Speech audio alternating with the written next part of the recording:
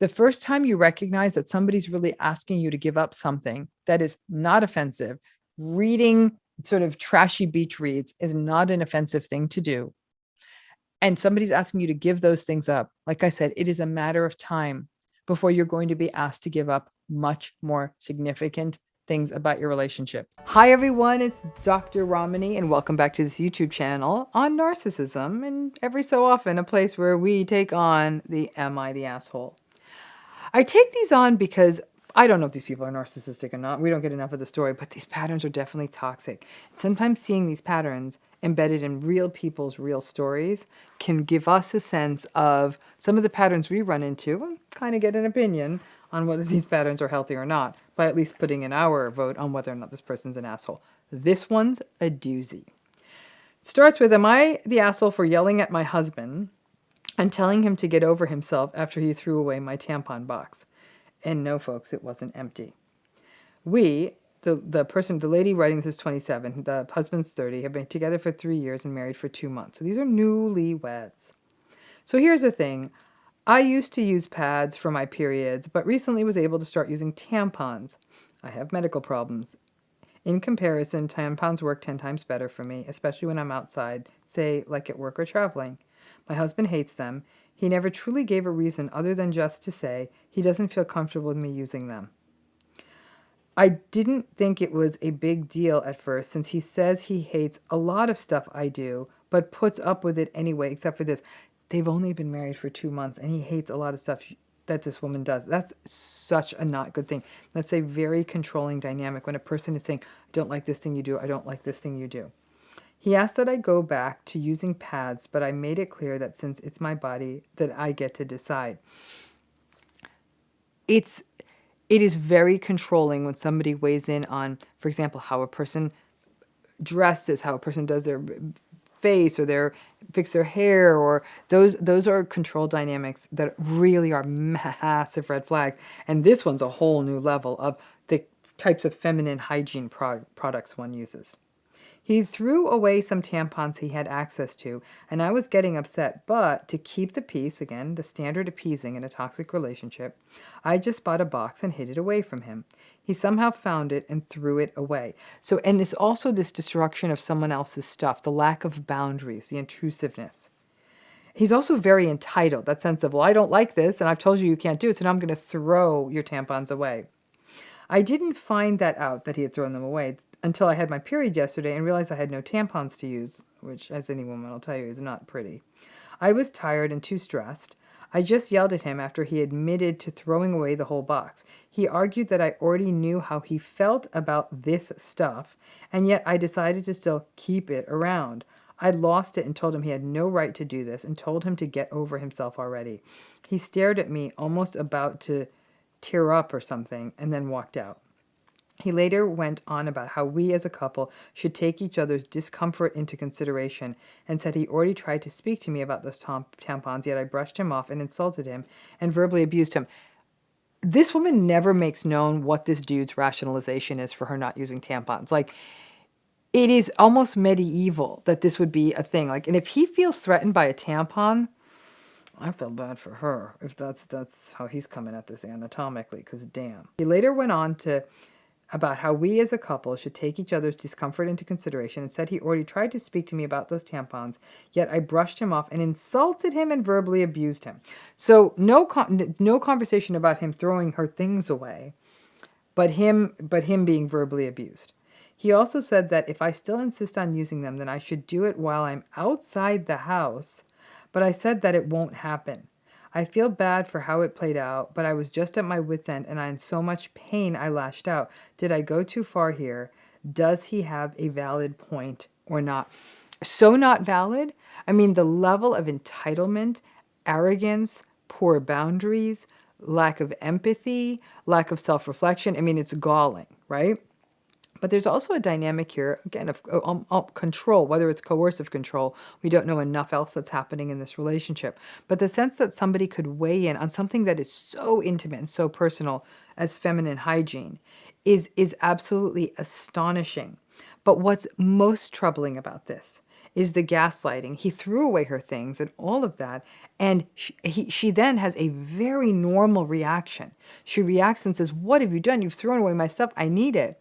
And then he makes it about how she verbally abused him. That's the gaslight. I can imagine this is not the only thing this person is gaslighting her about, because he's already saying there's so many things about her he doesn't like. Why the hell did you marry her then? You knew this stuff. You were together for 3 years. The self-doubt that this is instilled in her, though, that the sense that, was I wrong to have a real emotion when somebody is throwing away something I sort of need for my bodily functioning, that is troubling. You know, it's an interesting kind of a dynamic sort of sociopolitically, because even just the whole idea of menstrual periods and how women interact with that and sort of a lot of the emotion and politics around that is actually a pretty sort of heavy area.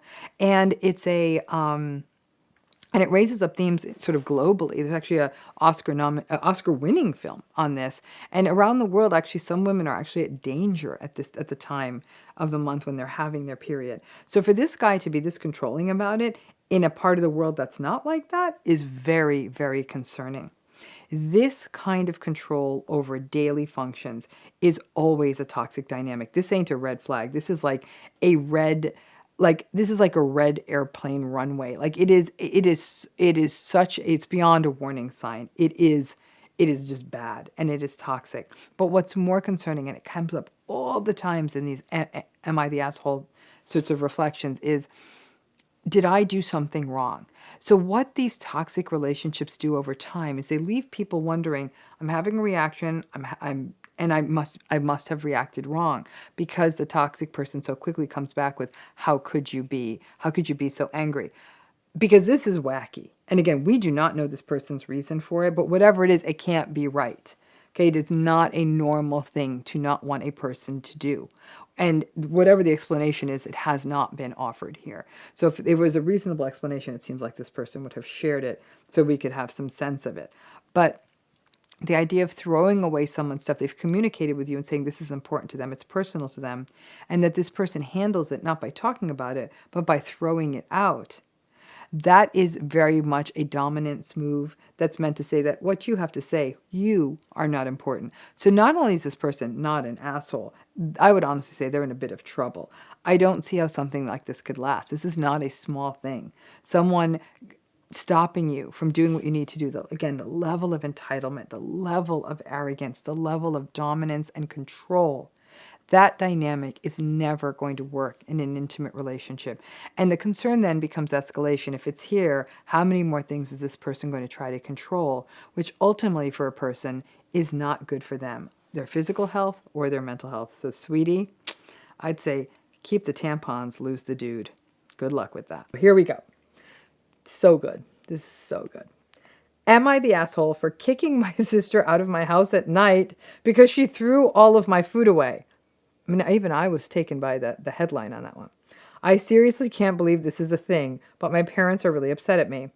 My sister and I grew up together but aren't very close. It really wasn't from any drama. We didn't have a big fight to cause distance, but rather just have opposite personalities and interests. If I had to describe my attitude toward my sister, it would be apathetic love. I love that, actually. Whoever you are, if you watch this, that's actually a really great term, apathetic love. Like, she's my sister, so I want her to be healthy and happy, but we just unfortunately don't hang out, call to chat, etc. Apathetic love, really good. I think it's a lot of families. She recently received an opportunity to interview for a job near our hometown and reached out to see if she could stay with me for a week. My mother was ecstatic that my sister might be coming home finally. She moved across the country right after college and hasn't been back in almost 10 years except for Christmas. She spends Thanksgiving with her in-laws or the one-off birthday business trip vacation. So, I mean, she hasn't been back in 10 years. Like, this daughter is not that into this family, okay? I was more than happy to open my home up, thinking that we could maybe bond or deepen our relationship. It was all kind of awkward, but nothing horrible until the third night. I came home from drinks with my friends around 10 p.m., went into my kitchen for a snack, and realized that almost all of my food was gone. What? That's a lot. I would be really mad if I saw all my food was gone. I am not even exaggerating. I swear 90% of my pantry was just gone. I asked my sister, and she told me that she was shocked I ate anything with preservatives and unnatural, and that I was poisoning my body. So she took it upon herself to throw away everything she deemed unhealthy. Can anybody say self-righteous? That's like that's a huge violation to me. That just because you deem it unhealthy, you could say to someone, I think all the food in your pantry is unhealthy, but you don't throw it out. Guys, I am talking about so much food, both packaged and unpackaged. Even things like spices that weren't fresh were tossed. It was like someone had robbed my kitchen. I demanded that she pay to replace for everything, yes, but she dug her heels in and said she was doing me a favor. Blame shifting and gaslighting. I threw away everything in your kitchen, and I was, no. And that the way I ate was disgusting, judgmental, self-righteous. I know I'm biased, but my diet isn't even crazy. It's pretty much standard food you'd find at any grocery store. But sweetheart, even if your diet was like really off and you had like 17 things of Oreos, it's your house, your food, your rules. I was so upset I made her pack up and leave. I get it. And she ended up having to take a cab about 30 minutes away to stay with my parents. My mom is absolutely devastated that we're fighting and insists that I apologize in order to keep the peace because she really hopes my sister will take the job and move back. So mom is again, this is such an interesting dynamic, right? The mother who doesn't want to see it straight, like what happened, because what the sister did was simply not okay. It's one thing if this woman had like a bunch of spoiled food, was like a hoarder, and the sister was like worried about the sister's safety. But even then, I know this from working with hoarding, like you're not supposed to just throw everything out. It really upsets someone. Like it's a process. So mom's an enabler. Mom just wants to keep that sort of false superficial sense of like, look, our family's all together. Meanwhile, I mean, this poor woman will never be able to have groceries in her house because this woman will throw them out, or she'll probably judge what everyone eats. I don't think this is going to work. I told my mom that if she wanted to lose not one but both daughters, then she'd probably not keep me pushing to apologize for something I feel like I have a right to be upset about. You have a right to be upset about anything. Even that idea, a right to be upset about, leads me to think that this person's been gaslighted, because when we think we don't have the right to express our emotions, that often reflects that we've been gaslighted and we don't feel like we have the right to our emotions. My dad says that she's been crying every night though, so dad's a bit manipulative. And I love my mom so much. I feel like a huge a-hole for being stubborn about the situation. Do you see what this person's doing? She's lost all the food in her house. She was angry. She asked her sister to leave, which is a perfectly fine boundary to set. Her mom, who she does clearly love, but is being quite manipulative, trying to sort of enable this really sort of intrusive other daughter. Dad's being manipulative, telling her that she's crying. And she's saying, I'm being stubborn. You see that's self-pathologizing. I'm the one that's stubborn. I'm the one with the problem. Somebody came into your house and threw away all your food. That's a problem. And then she goes on with an edit, and she said, people were wondering, did you invite your sister out for drinks? She said, yes, I did, but the sister declined. And she threw away very expensive amounts of food. And so...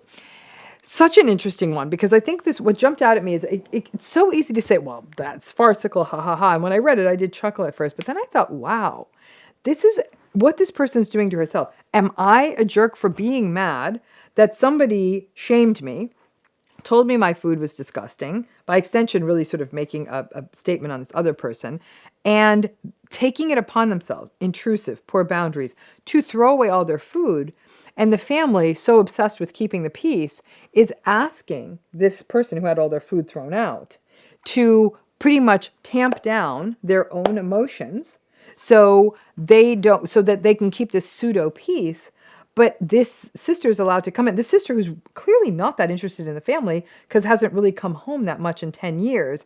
But again, what happens in these kinds of toxic generating family systems is there's sort of this desire to keep up a false front. And now the sister, who had all her food thrown out, is going to blame herself for not being able to deliver on what the mom wants, and is self-pathologizing by calling herself stubborn. As I've said over and over again on all of these Am I the Asshole threads, the one thing that jumps out at me is that there's so much self-gaslighting going on, right? A person finally actually putting a line in the sand, getting pushed to a point. Imagine you go out for a night, maybe you just having some drinks, you want to come home, I don't know, have some crackers or something, and you open your cabinet, 90% of your food was gone. I actually tried to picture that.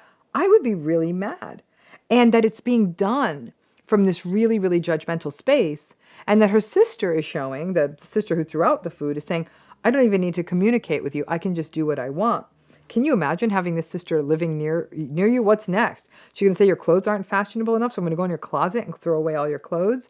That's the, that's the problem. And it is a, if I want to go back to this, I want to see that how I think the sister actually, sister's literally rationalizing throwing out the food because it's disgusting. So again, there's that blame shifting again, right? Doesn't even stop to say, well, I guess it would have been intrusive to just throw away someone's food. I actually think it's intrusive to tell someone their food is disgusting. I have a real problem with people making comments on what other people are eating. It's judgy, it's shaming, and it's self-righteous. It's not okay. I don't care if somebody is eating like a sandwich made of Oreos, peanut butter, and bacon. If that's what they want to eat, then that's what they want to eat. You don't have to eat it. So, but very much the patterns we see sort of in a self-righteous narcissistic pattern. And I'd say not only is this woman not the asshole, like she's in a very problematic family system where manipulation seems to be sort of the language that works, and so is sort of keeping these sorts of superficial sort of appearances for the world. The mother could have easily stepped in and said, what she did wasn't okay.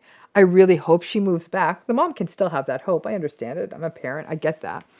But that nobody in this family seems to be acknowledging that this sister throwing away all of her sister's food is a problem, and that she had to really her sister did something extreme, threw away all her food. So one would say, well, making someone take a taxi at the night, I don't know. That doesn't even seem as egregious. And then she can go stay with her mother who loves her so much. Also, that risk in families where everything is so like, can't we look like a happy family to the world? Sometimes you just have sort of genetic bad luck and you're tossed together with people who just aren't a good match for you. That idea of like, we've got to make it work because we're a family is actually a really dangerous precedent that a lot of toxic families get sort of looped into, and that somehow the parents feel entitled to their children all getting along. That's luck of the draw, folks. And again, she's clearly not only not the asshole, it's a really good illustration on how somebody could roll in after 10 years, prodigal daughter, as it were, kind of make this mess, and then get really self-righteous about actually being called out on her behavior. Kind of hope she doesn't get the job just to protect this poor person so she can get her cabinet stocked up again before this person comes and throws it all out. So let's take this one on because, whoo, this is a doozy. This one is, am I the asshole for reading romance novels despite it making my boyfriend uncomfortable? At first, I thought maybe the boyfriend was illiterate and she should be so lucky that he was, because that's not the problem here. So I'm a 29-year-old female. I'm a huge lover of romance novels. It doesn't matter how bad or trashy they are. They're just fun to veg out to as they require very little focus. I enjoy more nuanced books too, but they require more focus, and I don't always have the energy for that. I've currently been binging all of Susan Trombley's book. 10 out of 10 would recommend if you like the sci-fi fantasy romance novels. Bless this woman for being probably one of the few people in 2022 who's actually reading for entertainment. And everybody loves a trashy read, hun. So far, sounds good. My boyfriend, a 30-year-old male, has never liked me reading these kinds of books in our 2 years of dating, as they make him uncomfortable. So I stopped reading them around him. I figure while not every book in this genre is pornographic, a fair few are. So that was likely why he was uncomfortable. So I didn't push further. It's a book. We are discussing moving in together, and he has told me he doesn't want my books on the bookshelves as it's embarrassing to have them out in the open like that. Oh, no. I told him if he prefer, I'll keep them on a bookshelf that isn't in the living room of the house where guests could see it. But no, turns out he doesn't want them on a bookshelf at all. This is not a red flag. This is like someone painting every house in the town red and the sky turning red. Like, this is beyond flag. You can't keep your books on the shelf. That is control mixed with like book burning. Like, what is that? No, this is not okay. Like that right there. I don't have to read anymore like this. No, you're not only not the asshole, dump the dude and keep all your bookshelves with your books on them. I ended up asking him what his issue was, and he told me, and I told him that the books were harmless. He has told me I make him uncomfortable by enjoying these kinds of books as they seem low intelligence. No, wow. Wow, wow, wow. And that it also make him feel less like he's not enough. She's reading a book, okay? And that's enough to make him feel not enough. I told him that he was, of course, enough, person having to reassure this person, and pointed out how him watching porn doesn't mean I am not enough for him, does it? But he refuses to see the similarity. Okay, so in no universe I've ever lived in, books and porn on the same level. Okay. But apparently to this dude, his watching porn is actually, he's thinking that his watching porn is more virtuous than her reading her romance books. I always figured it was harmless to read these kinds of books because it is. I don't get why it makes him so uncomfortable. Maybe I'm the asshole for still reading them despite knowing he feels this way. Wow. Okay. So let's just break down some of the dynamics here. Some of you watch this channel regularly. You know, one of the things I say, like if you're in recovery from narcissistic abuse, that one of the things that you're supposed to do is not just write a list of all the things about the person that are problematic and troubling, but also make a list of all the things that you had to give up for this relationship. So when you kick the person out, you can actually go and live your life with these things back in it. We could save this woman a whole world of hurt of having to box up her books and not have the bookshelves, and just remove the guy from her life and keep the books. This is what narcissistic relationships of any kind. I don't know if this dude's narcissistic. He's clearly deeply insecure and is very controlling. That's all we know from this, is that, again, insecure and controlling. And also sort of elitist and devaluing by calling her low intelligence for reading these kinds of romance books. It's sort of for fun. Meanwhile, homie is jerking off in the bathroom to his porn, and that apparently makes him Shakespeare. So I'm missing that whole, how he's not even able to see that connection. But the idea that you're being told that the things you do are not only not acceptable, but they're problematic, they're a threat, and they make you less than, is a real problem. And this person's clearly early enough in this relationship, because it seems like they're going to be moving in together. Definitely, that does not sound like a very good idea.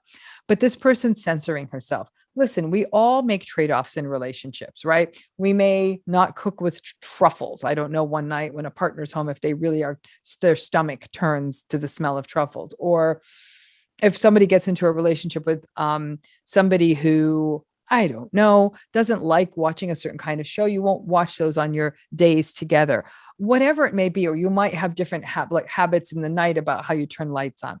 There are those compromises, right? But those compromises can be communicated about without telling someone they have low intelligence. That idea of taking away, encroaching on the things that give a person joy, because clearly this woman enjoys reading her books. And it just seems like just such a little, small, actually kind of old school escape in many ways, that this person couldn't tolerate it. Today it's books. What will this person encroach upon next? Her career, her job, her friends. It's just a matter of time. So this is obviously, no, she is not the asshole, beyond not the asshole. In fact, I'm just so thrilled that somebody's still reading these days, but that it really brings in those themes of devaluation, of control, of people censoring themselves and feeling like they have to start cutting off parts of themselves to stay in toxic relationships. For example, okay, I won't put my books on the shelves. Okay, I'll put my book in the guest room. Okay, I guess I'll get rid of my books. That's a slippery slope.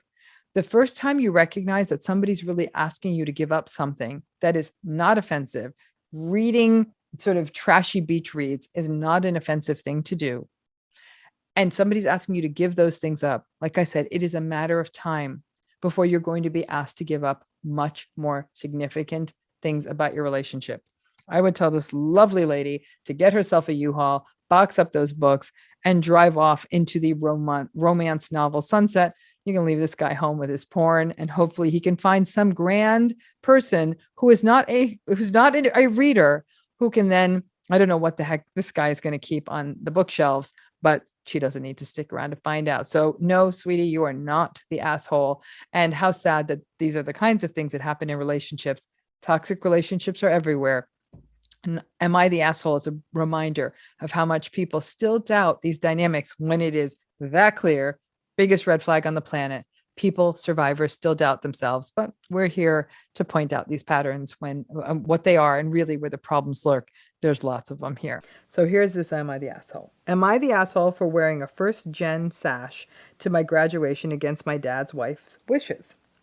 Hi all, long-time lurker but first-time poster. I am graduating from law school next weekend. As a backstory, my parents are divorced and remarried.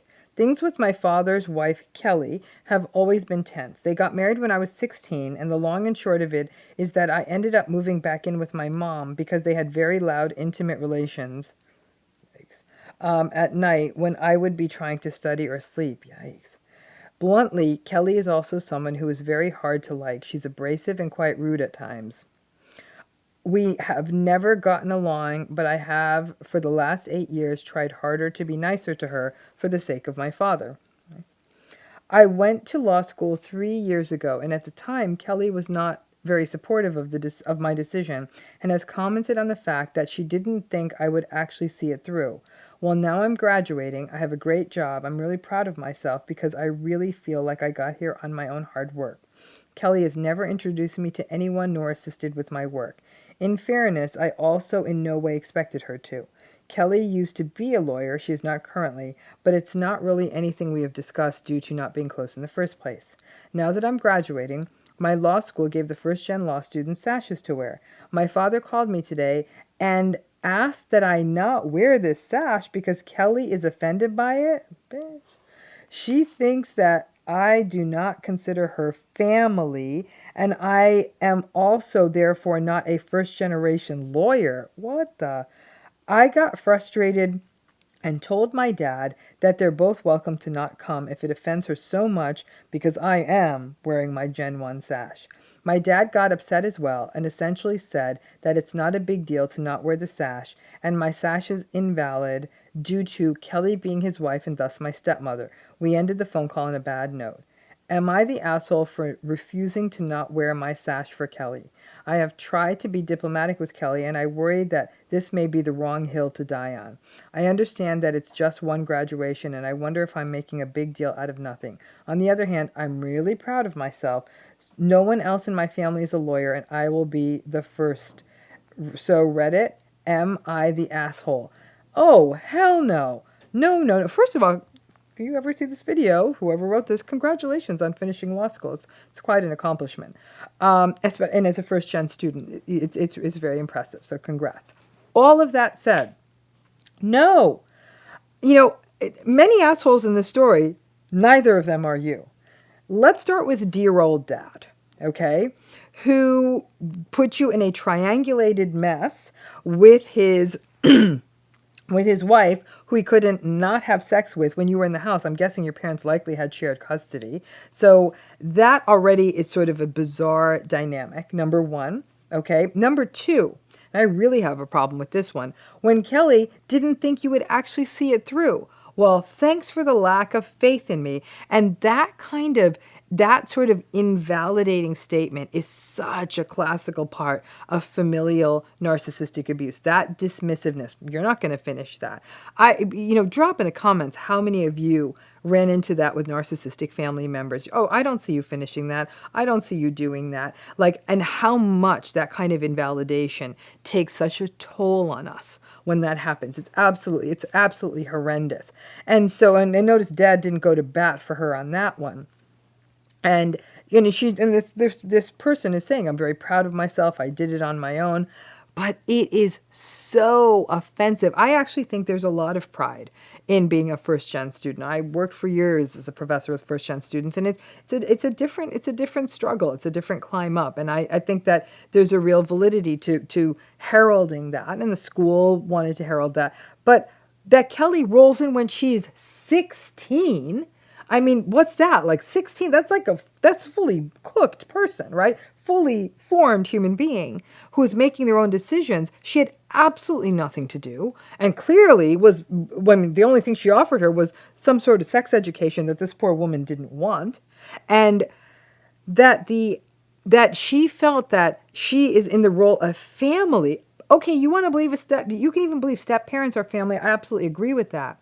But when you had nothing to do with this person's development and are taking offense at a sash, there is that hypersensitivity of narcissism right there. That kind of pattern we see of like, oh, this isn't about me, or I'm not being respected. Narcissistic people are obsessed with being respected, but have no problem disrespecting everyone else. And in fact, in this story, she said she's abrasive and quite rude. That's code to me for somebody who's really antagonistic.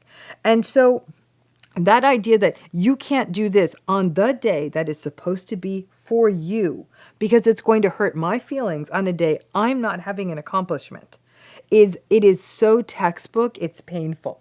But then, again, as with all the am I the assholes, and like I said, this is what always breaks my heart, is the tendency of these survivors to minimize their experience. Maybe I'm making too big a deal. Maybe this isn't the hill to die on. It's just one graduation. It's the graduation from law school. I mean, most people, that's pretty much the end of the educational road. It's a big deal.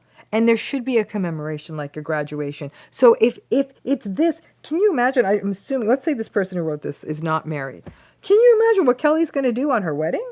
It's not okay. And what's really problematic is that the father brought this rude, abrasive, antagonistic person into his child's life and doesn't defend his child, doesn't put his child in a primary role and support her. Parents got divorced, it's never easy on a child, but really advocated for her as his daughter and didn't have the chops to confront this Kelly, who probably is a real handful, and apparently he's getting laid, so I guess he doesn't want to upset the apple cart, but to say, hey, this is my daughter, and she's proud of this, but instead he is clearly walking on eggshells around Kelly and doesn't want to upset her, which leads me to think that Kelly might be the most antagonistic person in the system.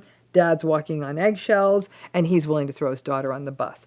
It's not okay, and lots of people out there have struggled with narcissistic step parents, which really is awful. You're thinking like, especially if in your original dyad of biological parents or whomever you came into the world with, whoever your original parent or parents were, if either of them were narcissistic and then the parents split up and they take on a new narcissist, you're like, oh my gosh, you'd be thinking like, now they're multiplying. And so that's not a good feeling either. So this woman is not only not the asshole, once again, you see that tendency of people who submit these. The fact that anyone's submitting something to this means that they're questioning it.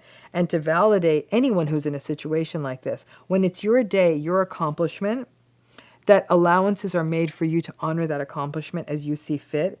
And that I'm sick and tired of these antagonistic family members who are trying to say, well, no, you might hurt my feelings if you do this way. Think of how many people's weddings have been ruined like this. Oh, I don't like where I'm seated. Oh, I don't like the color. It's not your day. And so that piece of it, not only not the asshole, I feel for this woman. So you know what? One day, maybe she can sue Kelly.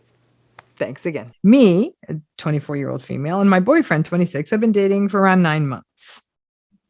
It's a new relationship.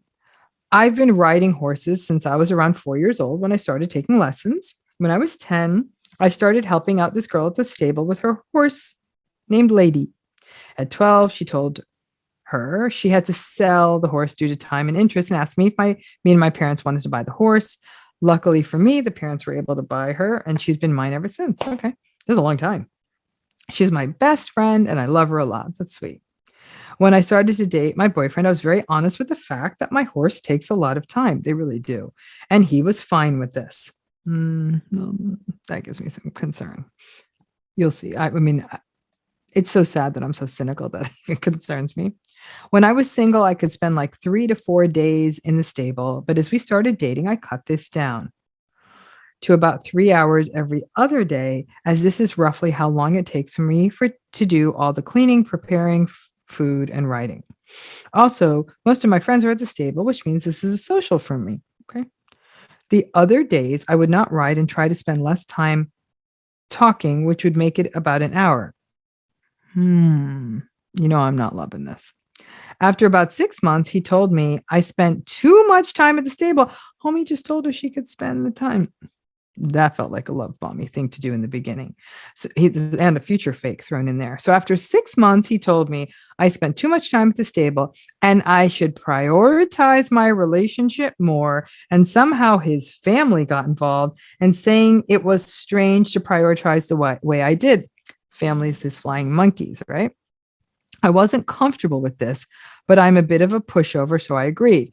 And people who are vulnerable to narcissistic relationships, I wouldn't use the word pushover, but probably somebody who wants to get along, who wants to appease. So I see that.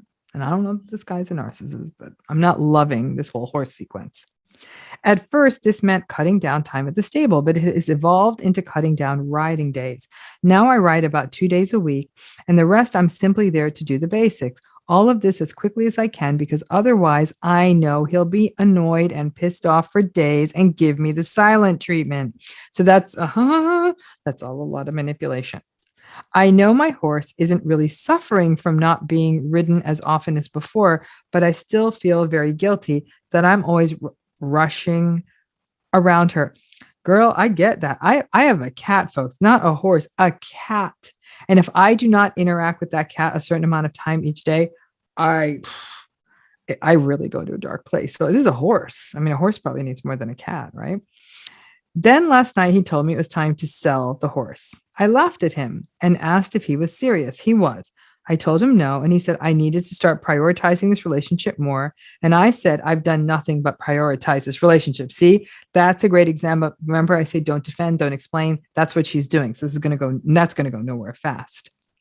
We argued about it, and he apparently thinks I can just put her down as she's old anyways. Okay. I have a pet. And if anyone even talks about the day the pet's not going to be here, I actually flip. If anyone told me to put the cat down, I couldn't, I can't even get my head around that. I was furious at this, yes, and told him that was absolutely not happening and I would never sell her. Good. He said that any reasonable person, gaslighting, he said that any reasonable person would sell or put down their horse in favor of their boyfriend. He is asking this woman to kill the horse she's had since childhood for him. And the only reason I wouldn't is because I only hang out with other insane horse people. You see that gaslighting sequence? He's pathologizing her and the other people in the stable and the poor horse. So I guess the question is, am I the a-hole? The woman is asking this question. No, sweetheart, you are not the a-hole, but he, So this story really gives us it's interesting. Like my team randomly sometimes picks some of these out for me and I read them and I pick one and I thought, oh, this is an interesting one, but I really didn't go all the way deep into this. So many narcissistic themes, right? The future faking, the love bombing. Of course, I don't mind if you have a horse, right? A lot of people like, of course, I don't mind if you have a job. Of course, I don't mind if you travel. And then they do mind. And if you don't prioritize them, then you're the one who doesn't care about the relationship. That's a very, very classic narcissistic relationship dynamic. So no, sweetie, not only are you not the a-hole, this relationship is not good for you. If I were you, I'd stick with the horse lady, lose the guy. The horse is always going to be good to you, hun. But this dude, I'd say this was as the usual future faked mess of any narcissistic relationship. So no, that letter writer was not the a-hole. At least that's my opinion. So Love to know your thoughts. Do you think she's the a-hole or do you think he is?